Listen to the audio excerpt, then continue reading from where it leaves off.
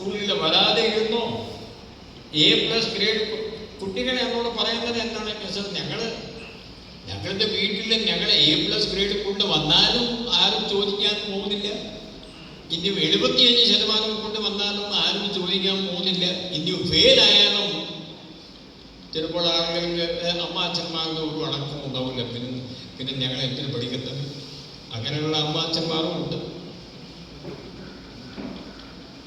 കുട്ടിയുടെ ജീവിതത്തിൽ ഒരു കണ്ണ് എപ്പോഴും കുട്ടിക്ക് മേലിൽ വെക്കണം. അവർ കാര്യം അങ്ങനെ ചെയ്താൽ ഈ ശല്യം തന്നെത്താനും കുറയും. ഇത്രയും വർഷമില്ലായിരുന്നല്ലോ.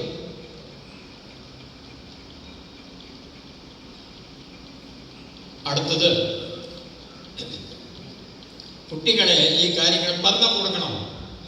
ഈ വസ്തുക്കളെ സർക്കാർ നിരോധിച്ചിരിക്കുന്നു, ഇത് കഴിച്ചാൽ ബുദ്ധിമുട്ടുണ്ടാവും, പോലീസ് കേസ് എടുക്കും. അടുത്തത്, എൻ്റെ അഭിപ്രായത്തിൽ താങ്കൾക്ക് പറ്റുവാണെങ്കിൽ കുട്ടികളെ ഒരു ഡി അഡിക്ഷൻ സെന്ററിൽ ഒരു പ്രാവശ്യം പോയി അവിടെ കിടക്കുന്ന കുട്ടികളുടെ ആ ദയനീയ അവസ്ഥ ഒരു പ്രാവശ്യം കാണിച്ച കൊള്ളാം.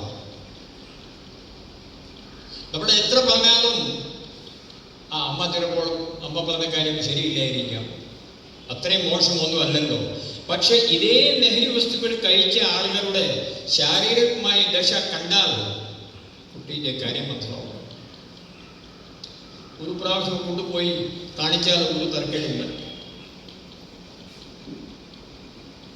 14-13 വയസ്സുകാർ ഇതൊക്കെ കഴിച്ച് ഒരു ബോധമില്ലാതെ അവിടെ കിടക്കുന്നു. അവിടെ That's my advice. ഒരു പ്രാവശ്യമെങ്കിലും കുട്ടികളെ ലഹരി വസ്തു കൊണ്ട് നശിച്ച കുട്ടികളെ കൊണ്ട് കാണിച്ചാൽ തെറ്റില്ല. അവരോട് നമ്മൾ സമയത്തിന് സംസാരിക്കണം, ലഹരി വസ്തുവിനെ സംബന്ധിച്ച കാര്യങ്ങൾ പറഞ്ഞു കൊടുക്കണം. ഇതൊരു വലിയ കാര്യമൊന്നുമില്ല. ഇത് സാധാരണ വീട്ടിൽ ചെയ്യാൻ പറ്റുന്ന കാര്യങ്ങളാണ്. ടീച്ചറെ വിശ്വസിക്കുക, ടീച്ചർമാരോട് അവരെ കുട്ടികളുടെ അവരുടെ നടപടി എടുക്കുകയാണെങ്കിൽ അത് ചോദ്യം ചെയ്യാതെ ഇരിക്കുക. അവർ സ്കൂളിനെ അവർ നന്നാക്കിക്കോളും. ഇപ്പോൾ കണ്ടില്ലേ, ഗവൺമെന്റിന്റെ പ്രഷർ കൊണ്ട് ഇപ്പോൾ സ്കൂളിൽ മൊബൈൽ ഫോൺ ഇല്ലാതെ ആക്കിയല്ലോ. ടീച്ചർക്ക് ചെയ്യാൻ പറ്റും ഒത്തിരി കാര്യങ്ങൾ. കുട്ടികൾ അവരുടെ ജീവിതത്തിന്റെ 30% സമയം ചെലവാക്കുന്നത് സ്കൂളിലാണ്. 8 മണിക്കൂർ അല്ലേ? 24 മണിക്കൂറിൽ 8 മണിക്കൂർ 365 ദിവസത്തിൽ നോക്കിയാൽ മിക്കവാറും അവരുടെ ജീവിതത്തിന്റെ 30% ഭാഗം സ്കൂളിൽ ചെലവാക്കുന്നു. ആ സമയമെങ്കിലും ടീച്ചർമാർ അത് നന്നാക്കട്ടെ. അതിനുവേണ്ടി നിങ്ങൾ അത് PTA-യും ഈ ചൈൽഡ് വെൽഫെയർ അതോറിറ്റിയോ ഈ ചൈൽഡ് വെൽഫെയർ കമ്മിറ്റിയോ ഒക്കെ പിടിച്ചു വിടാനാണ് എൻ്റെ അഭിപ്രായം. കുട്ടികളുടെ ബാഗ് പരിശോധിക്കാൻ ഇവന്മാർ സമ്മതിക്കുന്നില്ല. ചൈൽഡ് വെൽഫെയർ കമ്മിറ്റിൻ്റെ അംഗങ്ങളുണ്ടോ? ഇല്ല. ഞാൻ അവരോട് മുഖത്തിൽ പറഞ്ഞിട്ടുണ്ട്, ഞാൻ അവരുടെ ചെയർമാനോടും പറഞ്ഞിട്ടുണ്ട്. അത് നിനക്ക് അറിയാമോ, തങ്ങളുടെ കുട്ടി ബാഗിൽ എത്രയും ലഹരി വസ്തു വെച്ചിട്ട് കൊണ്ടുപോയാലും ഉപയോഗിച്ചാലും അത് പരിശോധിക്കാൻ പാടില്ല എന്ന് പറഞ്ഞ് നടക്കുക ഈ ചൈൽഡ് വെൽഫെയർ കമ്മിറ്റിക്കാർ. ഒരു ടീച്ചർക്ക് സ്വന്തം ക്ലാസ്സിൽ പഠിപ്പിക്കുന്ന കുട്ടിക്ക് ബാഗ് പരിശോധിക്കാനുള്ള അവകാശമില്ലെങ്കിൽ പിന്നെ എങ്ങനെ ഈ കുട്ടിയെ ലഹരി വസ്തു കഴിക്കേണ്ടെന്ന് പറയാൻ പറ്റുമോ ടീച്ചർക്ക്? സ്കൂളിന്റെ കാര്യത്തിൽ ഇടപെടരുത്. ഹെഡ് മാസ്റ്ററിനോട് ഒറ്റ കാര്യം പറഞ്ഞാൽ മതി, സാർ ഈ സ്കൂളിൽ ലഹരി വസ്തുവിന്റെ ശല്യം ഉണ്ടാകാൻ പാടില്ല, സാർ ഉത്തരവാദിയാണ്. അവർ ചെയ്യണോ? വീട്ടില് നിങ്ങൾ ഉത്തരവാദിയാണ്. ഈ ഞാൻ പറഞ്ഞ കാര്യം ചെയ്യാൻ എന്തെങ്കിലും തടസ്സമുണ്ടോ? ഇതൊക്കെ സാധാരണ രീതിയിൽ നമ്മുടെ താങ്കളുടെ അച്ഛന്മാരും ചെയ്യാമായിരുന്നു. അവർ ചെയ്യും. നിങ്ങൾ കുട്ടിയായ സമയത്ത് അവർ നിങ്ങളുടെ കാര്യങ്ങൾ അവർ നിങ്ങളുടെ മേലിൽ ഉൾക്കണ്ട് അവർക്ക് ഇല്ലായിരുന്നു, ഉണ്ടായിരുന്നു. പക്ഷെ അന്ന് മൊബൈൽ ഫോണില്ല, TV ഇല്ല, ഒന്നുമില്ല. ഇപ്പോൾ ഇതെല്ലാം അതിന് പുറകിലാണ് അച്ഛൻ നടക്കുന്നത്. കുട്ടിയുടെ കാര്യം നമ്മൾ നോക്കുന്നില്ല. കുട്ടി രാത്രിയിൽ ഉറങ്ങുന്നില്ല. നിങ്ങൾ ഉറങ്ങിയ ശേഷമാണ് കുട്ടി ഉറങ്ങുന്നത്, ശരിയല്ലേ? ആരാണ് ഇതിന്റെ ഉത്തരവാദി? അത് വേറെ ആരുടെ ഉത്തരവാദിത്വമാണോ? ആണോ? ആര് ചെയ്യും? അപ്പോൾ നമ്മൾ കാര്യങ്ങൾ ചെയ്യുന്നുമില്ല. കുട്ടികൾ ലഹരി വസ്തു കഴിക്കുന്നു എന്ന് നമ്മുടെ ഇതിന്റെ ആരോപണം വരെ ആളുകളുടെ തലയിൽ വെച്ച് നടക്കുന്നു. രാത്രിയിലെ സമയത്തിൽ ആഹാരം കഴിക്കാൻ എല്ലാ ആളുകളും വീട്ടിലും ഉണ്ട്. കുട്ടികളും അച്ഛനും ഉണ്ട്, അമ്മ ഉണ്ട്. കുട്ടികൾ രാത്രി വരെ വന്ന് കാണുമല്ലോ ട്യൂഷനൊക്കെ കഴിഞ്ഞിട്ട്. അവസാനത്തെ എപ്പോഴാണ് മൊബൈൽ ഫോൺ ഇല്ലാത്ത, ടി വി ഇല്ലാത്ത ആ 4 ആള് 5 ആള് ഒരുമിച്ച് ഇരുന്ന് ഭക്ഷണം കഴിച്ചത് ഓർമ്മ ഉണ്ടോ? സുരേഷ് ഗോപി സാർ പറഞ്ഞ പോലെ ഓർമ്മ ഉണ്ടോ? ഈ മുഖം ഓർമ്മ ഉണ്ടോ? ഇങ്ങനെ ഒരു സമയം ഉണ്ടായിരുന്നു? Ask yourself. 5 ആള്, അതായത് അമ്മ, അച്ഛൻ, മോള്, മോന് ഒരുമിച്ച് ഫോണില്ലാത്ത രാത്രിയിൽ ഭക്ഷണം കഴിച്ച് ഓർമ്മ പറഞ്ഞുണ്ടോ എന്ന് ചോദ്യമാണ്. എൻ്റെ വീട്ടിലും നടന്നില്ല, സത്യമാണ് പറയുന്നത്. പിന്നെ എന്ത് അടിസ്ഥാനത്തിലാണ് നമ്മൾ ഒരു കുട്ടിയെ സ്വന്തം മുറിയിൽ നിന്ന് നിങ്ങൾ പറഞ്ഞിട്ട് നിങ്ങളുടെ മുമ്പിൽ ആഹാരം കഴിക്കാൻ പറ്റാത്ത ഒരു അമ്മക്ക് എന്ത് അടിസ്ഥാനത്തിലാണ് നിങ്ങൾ ലഹരി വസ്തു കഴിക്കാൻ ഇയാൾ കേൾക്കുമോ? പോകാൻ പറയുമോ? ഞാൻ അമ്മ കൂടുതൽ സംസാരിക്കേണ്ട. കാരണം നമ്മുടെ അമ്മ അച്ഛന്മാരുടെ ആ അവകാശം നമ്മൾ വിട്ടു.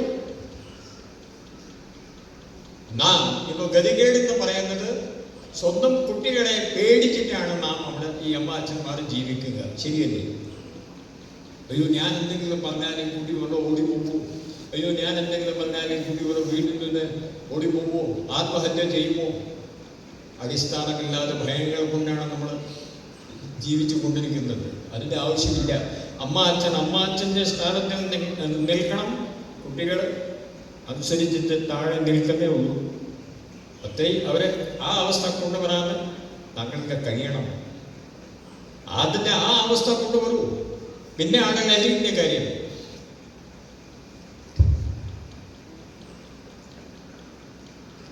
ഇതൊരു റെസിഡന്റ് അസോസിയേഷൻ അല്ലേ?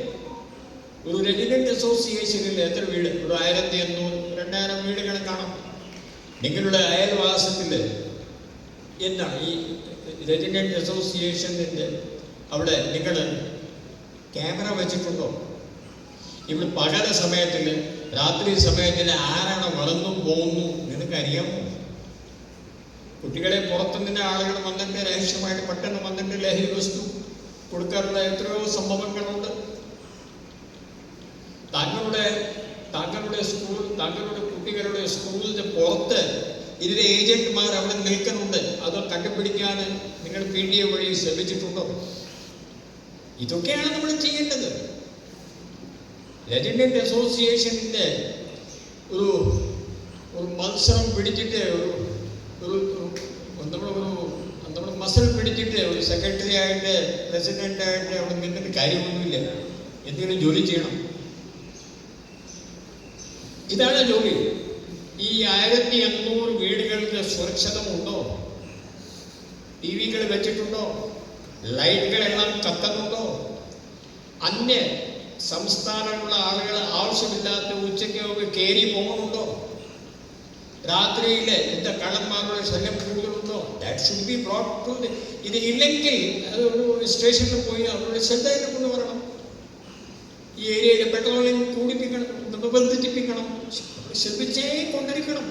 ഇല്ലേ? ലഹരി വസ്തുക്കൾ നമുക്ക് നിയന്ത്രിക്കാൻ പറ്റും. പിന്നെ അവസാനത്തെ കാര്യം, 5 കുറ്റങ്ങളാണ് ഒരു ലഹരി കൊണ്ട് ഉണ്ടാവുക. ഉൽപാദനം.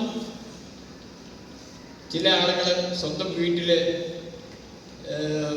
കഞ്ചാവ് ചെടി ചിലപ്പോൾ വളർത്താറുണ്ട്. അത് ഒരു കുറ്റമാണ്. 10 വർഷത്തിന്റെ ശിക്ഷ ഉണ്ട്. NDPS, narcotic drugs and psychotropic substance act. രണ്ടാമത്തെ ഉപയോഗം. ഉൽപാദനം, ഉപയോഗം. അത് കഴിക്കുക, ഇഞ്ചക്ഷൻ കൊണ്ട് എടുക്കുക, MDMA ആയിട്ട് കഴിക്കുക, കഞ്ചാവായിട്ട് കഴിക്കുക, ഹാൻഡ്സ് ആയിട്ട് കഴിക്കുക എന്ന കൂട്ടമാണ്. ഉൽപാദനം, ഉപയോഗം. മൂന്നാമത്തെ വിൽപ്പന. സ്കൂൾ കോളേജുകളുടെ അടുത്തുള്ള തട്ടക്കടകളിൽ പരിശോധിച്ചാൽ ഈ സാധനങ്ങൾ കിട്ടും. ഇവന്മാരെ എല്ലാവരും പരിശോധിപ്പിച്ചിട്ട് ജയിലിൽ അയക്കേണ്ടതാണ്. പോലീസിനെ സഹായിക്കണം, പോലീസിനെ അറിയിക്കണം. ആരറിയിക്കും? ഹെഡ് മാസ്റ്റർ അറിയിക്കണം, റെസിഡൻറ്റ് അസോസിയേഷൻ്റെ ആളുകളെ അറിയിക്കണം. ഞങ്ങളുടെ കൂടുതൽ ഈ റെസിഡൻഷ്യൽ അസോസിയേഷനിൽ ഉള്ള കുറേ കൂടുതൽ കുട്ടികൾ ഈ സ്കൂളിൽ പോകുന്നുണ്ട്. അവിടെ ഞങ്ങൾക്ക് ഇൻഫോർമേഷൻ കിട്ടിയിട്ടുണ്ട്, അവിടെ എന്തോ ശല്യമുണ്ട്, സാർ ഒന്ന് പോയി പരിശോധിക്കണം. എന്നിട്ട് പറഞ്ഞാൽ എക്സൈസുകാരും പോലീസുകാരും പോയി അത് പരിശോധിക്കേണ്ടതാണ്. അങ്ങനെ കുറയ്ക്കാൻ പറ്റുള്ളൂ. ഉൽപാദനം, ഉപയോഗം, വിൽപ്പന, പിന്നെ വിതരണം. സാധാരണ രീതിയിൽ ഞാൻ മനസ്സിലാക്കുന്നത് സ്കൂൾ കോളേജുകൾ ആദ്യത്തെ സ്കൂളിൽ കയറുമ്പോൾ ഇല്ലെങ്കിൽ സ്കൂൾ വിട്ട ശേഷമാണ് ഏറ്റവും കൂടുതൽ കുട്ടികൾ സ്കൂളിൻ്റെ മെയിൻ ഗേറ്റിൻ്റെ മുന്നിൽ നിൽക്കുക. ശരിയാണല്ലോ? ആ സമയത്തിലാണ് പുറത്തുനിന്ന് ആളുകൾ മോട്ടോർ സൈക്കിളൊക്കെ വന്നിട്ട് ഈ സാധനങ്ങൾ കുട്ടികളെ കൊടുക്കുക.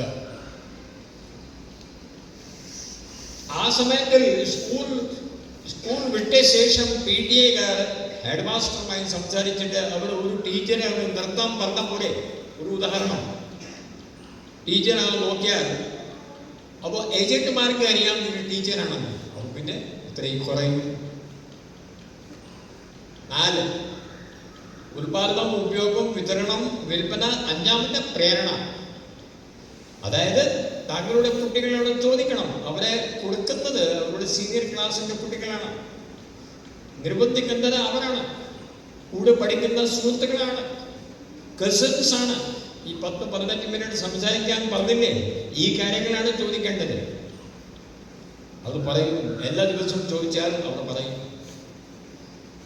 ഈ 5 കുറ്റങ്ങളെ എത്രയും പെട്ടെന്ന് നമ്മുടെ പോലീസോ അല്ലെങ്കിൽ എക്സൈസിനെ അറിയിച്ചിരിക്കണം. ഇതിന് നമ്മൾ ശശിക്ക് അറിയായിരിക്കും. ഇല്ലെങ്കിൽ ഞാനിപ്പോൾ പറയാം, താങ്കളുടെ റെസിഡൻറ്റ് അസോസിയേഷൻ്റെ ബോർഡ് കാണുമല്ലോ, ആ ബോർഡിൽ എഴുതി വെക്കണം പെർമനൻ്റ് ആയിട്ട് 94471 എഴുതിയോ?